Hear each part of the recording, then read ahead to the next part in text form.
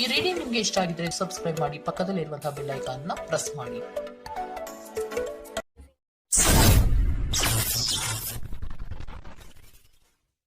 Bottom of the duck ನಿಮ್ಗೆ ಬಂದಿರುವಂತಹದ್ದು ಯಾವುದು?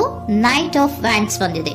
ಯಾವುದೋ ಕೆಲವೊಂದು ನಿರ್ಧಾರಗಳನ್ನ ಮಾಡ್ತಾ ಇರುವಂತಹದ್ದು, ಧೈರ್ಯದಿಂದ ಕೆಲವು ನಿರ್ಧಾರಗಳನ್ನ ನೀವು ಮಾಡ್ತಾ ಇರುವಂತಹದ್ದು ರೆಪ್ರೆಸೆಂಟ್ ಆಗ್ತಾ ಇದೆ. ಆಕ್ಷನ್ಸ್ ಅನ್ನ ತಗೋತಾ ಇರುವಂತಹದ್ದು ನಿಮ್ಗೆ ರೆಪ್ರೆಸೆಂಟ್ ಆಗ್ತಾ ಇದೆ ಬಾಟಮ್ ಆಫ್ ದ ಡಕ್ ಅಲ್ಲಿ. ಓಕೆ, ಇನ್ ನಿಯರ್ ಪಾಸ್ಟ್ ನಲ್ಲಿ ಏನಾಗಿದೆ? ನಿಮ್ಮ ಲವ್ ಲೈಫ್ ನ ವಿಚಾರವಾಗಿದ್ರೆ ದ ಫುಲ್ ಕಾರ್ಡ್ ರೆಪ್ರೆಸೆಂಟ್ ಆಗಿದೆ. ತುಂಬಾನೇ ಚೆನ್ನಾಗಿದೆ, ಜಾಯ್ಫುಲ್ ಆಗಿತ್ತು, ಬಿಗಿನಿಂಗ್ ತುಂಬಾ ಚೆನ್ನಾಗೇ ಇದೆ. ಕಾರ್ಡ್ ಬಂದಿರುವಂತಹದ್ದೇನು? ವೀಲ್ ಆಫ್ ಫಾರ್ಚೂನ್ ಬಂದಿದೆ. ಸೊ ನಿಮ್ಮ ಲವ್ ಲೈಫ್ ನ ವಿಚಾರವಾಗಿ ನೀವು ಕೆಲವೊಂದು ಬದಲಾವಣೆಗಳನ್ನ ನೀವು ಮಾಡ್ಕೊಂಡಿರುವಂತಹದ್ದು ಇಲ್ಲಿ ರೆಪ್ರೆಸೆಂಟ್ ಆಗ್ತಾ ಇದೆ. ಕ್ವೀನ್ ಆಫ್ ಕಪ್ಸ್ ಏನನ್ನ ರೆಪ್ರೆಸೆಂಟ್ ಮಾಡುತ್ತೆ? ಸೊ ಕ್ವೀನ್ ಆಫ್ ಕಪ್ಸ್ ನೀವು ಯಾಕೆ ಬದಲಾವಣೆಗಳನ್ನ ಮಾಡ್ಕೊಂಡಿದ್ದೀರಾ? ಕೆಲವೊಂದು ರೀತಿಯ ಸ್ಟೇಬಲ್ ಇರಬೇಕು, ಬಹಳ ಕೇರ್ ಅನ್ನ ಮಾಡ್ತಾ ಇರುವಂತಹದ್ದು, ಲವ್ ಲೈಫಿನ ವಿಚಾರವಾಗಿ ಬಹಳಷ್ಟು ಇಂಟ್ರೆಸ್ಟ್ ಅನ್ನ ತಗೊಂಡಿರುವಂತಹದ್ದು ನಿಯರ್ ಪಾಸ್ಟ್ ನಲ್ಲಿ ರೆಪ್ರೆಸೆಂಟ್ ಆಗ್ತಾ ಇದೆ. ಓಕೆ, ಎಟ್ ಪ್ರೆಸೆಂಟ್ ನಲ್ಲಿ ಯಾಕೋ ನಿಮ್ಮಲ್ಲಿ ಎರಡು ಆಪ್ಷನ್ಸ್ ಗಳಿರುವಂತಹದ್ದು ರೆಪ್ರೆಸೆಂಟ್ ಆಗ್ತಾ ಇದೆ. ಯಾಕೋ ಎರಡು ಆಲೋಚನೆಗಳನ್ನ ನೀವು ಮಾಡ್ತಾ ಇರುವಂತಹದ್ದು ಅಟ್ ಪ್ರೆಸೆಂಟ್ ನಲ್ಲಿ ರೆಪ್ರೆಸೆಂಟ್ ಆಗ್ತಾ ಇದೆ. ಎರಡು ಆಯ್ಕೆಗಳು ನಿಮ್ಮಲ್ಲಿ ಇರುವಂತಹದ್ದು, ಎರಡು ಆಲೋಚನೆಗಳನ್ನ ಮಾಡ್ತಾ ಇರುವಂತಹದ್ದು, ಏನೋ ಒಂದು ರೀತಿಯ ಕನ್ಫ್ಯೂಷನ್ಸ್ ಅಲ್ಲಿ ಇರುವಂತಹದ್ದು ನಿಮ್ಮ ಲವ್ ಲೈಫ್ ನ ವಿಚಾರವಾಗಿ ರೆಪ್ರೆಸೆಂಟ್ ಆಗ್ತಾ ಇದೆ. ಓಕೆನಾ? ಸೆಕೆಂಡ್ ಕಾರ್ಡ್ ಯಾವ್ದು ಬಂದಿದೆ? ಟೆನ್ ಆಫ್ ಕಪ್ಸ್ ಬಂದಿದೆ. ಸೊ ಟೆನ್ ಆಫ್ ಕಪ್ಸ್ ನಿಮ್ಗೆ ಫುಲ್ಫಿಲ್ಮೆಂಟ್ ಇರುತ್ತೆ, ಸಮಾಧಾನ ಇರುತ್ತೆ, ಖುಷಿಯಾಗಿರುತ್ತೆ ಅನ್ನೋದು ನೀವು ಆಲೋಚನೆಯನ್ನ ಮಾಡಿದ್ರಿ. ಎರಡು ಆಯ್ಕೆಗಳಲ್ಲಿ ಯಾವ್ದನ್ನ ಸೆಲೆಕ್ಟ್ ಮಾಡಬೇಕು? ಸೆಲೆಕ್ಟ್ ಅನ್ನ ಮಾಡ್ಕೊಂಡ್ರೆ ನನಗೆ ಖುಷಿಯಾಗಿರುತ್ತೆ, ಸಮಾಧಾನ ಆಗುತ್ತೆ ಅನ್ನೋಂತ ಯೋಚನೆಯನ್ನ ಒಂದು ಸಾರಿ ಮಾಡಿದ್ರೆ, ಇದರ ಮತ್ತೊಂದು ಸಾರಿ ನೀವೇನ್ ಅನ್ಕೋತೀರಾ? ಏನಾದ್ರು ನನಗೆ ಇದರಿಂದ ಮೋಸ ಆಗುತ್ತಾ, ಅಥವಾ ಇದರಿಂದ ನನಗೇನಾದ್ರು ತೊಂದರೆ ಆಗುತ್ತಾ, ನಾನು ರಕ್ಷಣೆ ಮಾಡ್ಕೋಬೇಕಾಗತ್ತಾ ಅನ್ನೋಂತಹ ಆಲೋಚನೆಯನ್ನು ಕೂಡ ನೀವು ಮಾಡುವಂತದ್ದು ರೆಪ್ರೆಸೆಂಟ್ ಆಗ್ತಾ ಇದೆ. ಯಾಕೋ ನಿಮ್ಮಲ್ಲಿ ಸಮಾಧಾನ ಇಲ್ಲ, ಕನ್ಫ್ಯೂಷನ್ಸ್ ಇದೆ, ಎರಡೆರಡು ಆಯ್ಕೆಗಳು, ಯಾವ ನಿರ್ಧಾರವನ್ನ ಮಾಡ್ಬೇಕು ಗೊತ್ತಾಗ್ತಿಲ್ಲ. ಸೊ ಅದಕ್ಕೆ ನೋಡಿ, ನೀವು ಬೇಜಾರಿನಿಂದ ಮೂವಿಂಗ್ ಆನ್, ಬದಲಾವಣೆ ಆಗ್ತಾ ಇರುವಂತಹದ್ದು ರೆಪ್ರೆಸೆಂಟ್ ಆಗ್ತಾ ಇದೆ. ಚೇಂಜಸ್ ಅನ್ನ ಮಾಡ್ಕೋತಾ ಇರುವಂತಹದ್ದು ಇಲ್ಲಿ ಪ್ರೆಸೆಂಟ್ ನಲ್ಲಿ ರೆಪ್ರೆಸೆಂಟ್ ಆಗ್ತಾ ಇದೆ. ಯಾಕೋ ಬೇಜಾರಿನಿಂದ ಕೆಲವೊಂದು ರೀತಿಯ ಬದಲಾವಣೆಗಳನ್ನ ನೀವು ಮಾಡ್ಕೋತಾ ಇರುವಂತಹದ್ದು ಸಿಕ್ಸ್ ಆಫ್ ಸೋರ್ಟ್ಸ್ ಅಲ್ಲಿ ರೆಪ್ರೆಸೆಂಟ್ ಆಗ್ತಾ ಇದೆ. ನೀವು ಈ ಸಿಕ್ಸ್ ಆಫ್ ಸೋರ್ಟ್ಸ್ ಮತ್ತೆ ಏನನ್ನ ರೆಪ್ರೆಸೆಂಟ್ ಮಾಡುತ್ತೆ ಅಂದ್ರೆ, ನಾನು ಲವ್ ಲೈಫ್ ನ ವಿಚಾರವಾಗಿ ಒಂದು ಬೆಟರ್ ಆಪ್ಷನ್ಸ್ ಅನ್ನ ಸೆಲೆಕ್ಟ್ ಮಾಡ್ಕೋಬೇಕು ಅನ್ನುವಂತಹ ಆಲೋಚನೆಯನ್ನ ಮಾಡ್ತಾ ಇರುವಂತದ್ದು ರೆಪ್ರೆಸೆಂಟ್ ಆಗ್ತಾ ಇದೆ. ಓಕೆನಾ?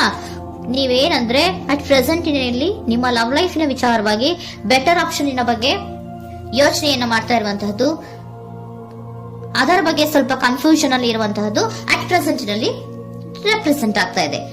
ಬಟ್ ನಿಯರ್ ಫ್ಯೂಚರ್ ನಲ್ಲಿ ಏನಿದೆ? ತ್ರೀ ಆಫ್ ಸೋರ್ಟ್ಸ್ ಇದೆ. ಕೆಲವೊಂದು ರೀತಿಯ ಬೇಜಾರುಗಳಿರುವಂತಹದ್ದು, ನೋವುಗಳಿರುವಂತಹದ್ದು, ಕೆಲವೊಬ್ರು ಅಳ್ತಾ ಇರುವಂತಹದ್ದು, ಭಾವನಾತ್ಮಕವಾಗಿ ತುಂಬಾ ಫೀಲ್ ಅನ್ನು ಮಾಡ್ತಾ ಇರುವಂತದ್ದು ನಿಮ್ಗೆ ರೆಪ್ರೆಸೆಂಟ್ ಆಗ್ತಾ ಇದೆ. ಯಾಕೆ ನಿಮಗೆ ಆ ತರ ಆಗತ್ತೆ ಅಂತ ಅಂದ್ರೆ, ಡೆವಿಲ್ ಕಾರ್ಡ್ ರೆಪ್ರೆಸೆಂಟ್ ಆಗಿದೆ. ಸೊ ಡೆವಿಲ್ ಕಾರ್ಡ್ ಏನನ್ನ ಹೇಳತ್ತೆ? ಅಡಿಕ್ಷನ್ಸ್ ಅನ್ನ ಹೇಳತ್ತೆ. ತುಂಬಾ ಯೋಚನೆಯನ್ನ ಮಾಡುವಂತಹದ್ದು, ಮೇಲಿಂದ ಮೇಲೆ ನೀವು ಒಂದನ್ನೇ ನೀವು ಯೋಚನೆ ಮಾಡ್ತಾ ಇದ್ರೆ ನಿಮ್ಗೆ ಅಲ್ಲಾಗುವಂತದ್ದೇನು? ನೋವುಗಳೇ ಅಲ್ಲಾಗುವಂತಹದ್ದು. ಸೊ ಯಾತಕ್ಕೆ ಅಂದ್ರೆ ನಿಮ್ಮಿಬ್ಬರ ಮಧ್ಯೆ ಕೆಲವೊಂದು ರೀತಿಯ ಘರ್ಷಣೆಗಳಿರುವಂತಹದ್ದು ರೆಪ್ರೆಸೆಂಟ್ ಆಗ್ತಾ ಇದೆ. ಕೆಲವೊಂದು ರೀತಿಯ ಮನಸ್ಸು ಒಂದೇ ತರ ಆಲೋಚನೆಯನ್ನ ಮಾಡ್ತಾ ಇಲ್ಲ. ಒಂದ್ಸರಿ ಆ ತರ ಯೋಚನೆ ಮಾಡ್ತೀರಾ, ಒಂದ್ಸರಿ ಈ ತರ ಯೋಚನೆ ಮಾಡ್ತೀರಾ, ಕನ್ಫ್ಯೂಷನ್ ಅಲ್ಲಿ ಇರ್ತೀರಾ, ಏನ್ ಮಾಡ್ಬೇಕು ಗೊತ್ತಾಗಲ್ಲ. ಸೊ ಅದಕ್ಕೆ ನಿಮ್ಗೆ ಬೇಜಾರು, ನೋವು ಇರೋಂಥದ್ದು. ಮತ್ತೆ ನೆಕ್ಸ್ಟ್ ಕಾರ್ಡ್ ಬಂದಿರುವಂತದ್ದೇನು? ಫೈವ್ ಆಫ್ ಪ್ಯಾಂಟಿಕಲ್ಸ್ ಬಂದಿದೆ. ಸೊ ಫೈವ್ ಆಫ್ ಪ್ಯಾಂಟಿಕಲ್ಸ್ ಏನು? ತುಂಬಾ ಇದು ಕೂಡ ತುಂಬಾ ಬೇಜಾರಿನಲ್ಲೇ ಇರುವಂತಹದ್ದು, ಫೀಲಿಂಗ್ ಲೆಫ್ಟ್ ಔಟ್ ಆಗ್ತಾ ಇರುವಂತಹದ್ದು, ರೀತಿಯ ಒಂದು ಬ್ಯಾಡ್ ಸಿಚುಯೇಷನ್ ಅಲ್ಲಿ ಇರುವಂತಹದ್ದು, ಅಂದ್ರೆ ಯಾವಾಗ್ಲೂ ನೋವು ಪಡ್ತಾ ಇರುವಂತದ್ದು, ಯಾವಾಗ್ಲೂ ಯೋಚನೆ ಮಾಡ್ತಾ ಇರುವಂತಹದ್ದು ಇಮಿಡಿಯೇಟ್ ಫ್ಯೂಚರ್ ನಲ್ಲಿ ಈ ರೀತಿ ರೆಪ್ರೆಸೆಂಟ್ ಓಕೆನಾ? ಸೊ ದ ಮೂನ್ ಕಾರ್ಡ್ ಏನನ್ನ ರೆಪ್ರೆಸೆಂಟ್ ಮಾಡುತ್ತೆ ಅಂದ್ರೆ, ರಿಯಾಲಿಟಿಯ ಕಡೆಗೆ ಹೆಚ್ಚು ಗಮನ ಕೊಡದೇ ಇರುವಂತಹದನ್ನ ರೆಪ್ರೆಸೆಂಟ್ ಮಾಡುತ್ತೆ. ಓಕೆನಾ? ಇದಿಷ್ಟು ನಿಮ್ಮ ಮುಂದಿನ love reading. Next angel guidance ನಿಮ್ಗೆ ಏನ್ ಕೊಡ್ತಾರೆ ಅನ್ನೋದನ್ನ ನೋಡೋಣ. ನೋ ಅನ್ನೋಂತ ಆನ್ಸರ್ ಅನ್ನ ಕೊಡ್ತಾ ಇದ್ದಾರೆ.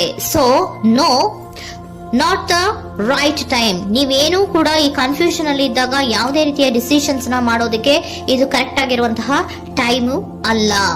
Perfect timing. So perfect timing ಅನ್ನ ಬಂದಾಗ ನೀವು ಕೆಲವೊಂದು ರೀತಿಯ ಡಿಸಿಷನ್ಸ್ ಅನ್ನ ಮಾಡ್ಬೇಕಾಗತ್ತೆ.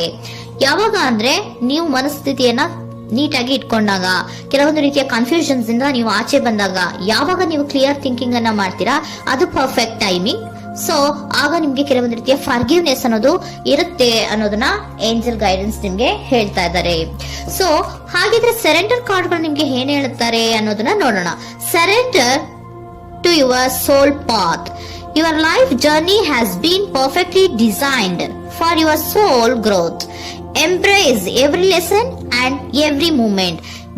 ನಮ್ಮ ಜೀವನದಲ್ಲಿ ಬರುವಂತಹ ಎಲ್ಲಾ ಕೆಲವೊಂದು ಮೂಮೆಂಟ್ ಗಳನ್ನ ನಾವು ಪರ್ಫೆಕ್ಟ್ ಆಗಿ ದೇವರು ಡಿಸೈನ್ ಮಾಡಿರ್ತಾರೆ. ಅದಂದ್ರೆ ನಮ್ಮ ಲೈಫಿನಲ್ಲಿ ಏನೇನ್ ಆಗ್ಬೇಕು ಅನ್ನೋದನ್ನ ಮುಂಚೆ ದೇವರು ಬರ್ದಿರ್ತಾರೆ. ಸೊ ಅದು ಹಾಗೆಯೇ ನಡೀತಾ ಇರುತ್ತೆ. ಓಕೆನಾ? ನಾವು ನಮ್ಮ ಲೈಫ್ ನಲ್ಲಿ ಬರುವಂತಹ ಪ್ರತಿಯೊಂದು ಲೆಸನ್ಸ್ ಅಥವಾ ಪಾಠಗಳೇನಿರುತ್ತೋ ಅಥವಾ ನಾವು ಏನನ್ನ ನಮ್ಮ ಜೀವನದಲ್ಲಿ ಬರ್ತಾ ಇರುತ್ತೋ ಅದು ಒಂದು ನಮ್ಗೆ ನಮ್ಮ ಲೈಫಿನಲ್ಲಿ ಒಂದು ಲೆಸನ್ ತರ. ಸೊ ಅದನ್ನ ನಾವು ಎವ್ರಿ ಮೂಮೆಂಟ್ ಅನ್ನ ಕೂಡ ನಾವು ಎಂಬ್ರೇಸ್ ಸ್ವೀಕರಿಸಬೇಕು. ಯಾವಾಗ್ಲೂ ಕೂಡ ಅದನ್ನು ಸ್ವೀಕರಿಸಿಕೊಂಡು ಮುಂದೆ ಮುಂದೆ ಹೋಗ್ತಾ ಇರಬೇಕು. ಪ್ರತಿ ನಿಮಿಷವೂ ಕೂಡ ಒಂದೊಂದು ರೀತಿಯ ನಮಗೆ ಪಾಠ ಇದ್ದ ಹಾಗೆ ಅಂತ ಹೇಳ್ತಾ ಇದ್ದಾರೆ. Surrender unhealthy relationship.